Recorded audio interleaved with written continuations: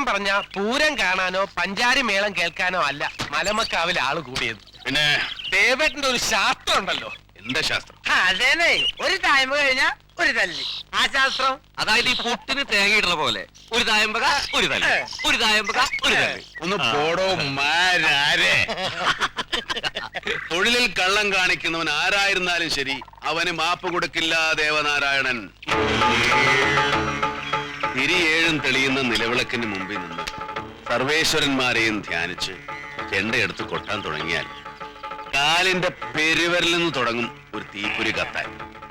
പതികാലം കൊട്ടിക്കഴിഞ്ഞ് കൂറിലേക്ക് കിടക്കുമ്പോ ആ തീപ്പൊരി ഒരു പന്തായിട്ട് നാഭി വഴി നെഞ്ചു വഴി മേലോട്ട് അങ്ങനെ കത്തിക്കയറും.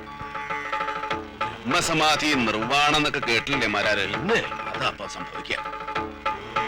ആ നിന്ന നിപ്പിൽ തന്നെ ഈ ഹൃദയമിടിപ്പിന്റെ തായമ്പക അങ്ങോട്ട് കൊട്ടി കലാശിച്ചു പോയാലും അറിയില്ല മാരാരെ ഞാൻ. ഒരു കുപ്പി കൊണ്ട് എടുക്കട്ടെ ദേവേട്ടാ?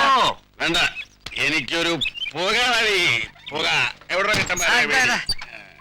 വേണ്ട ദേവേട്ട, മതി. പോടാ പോടാ പോടാ.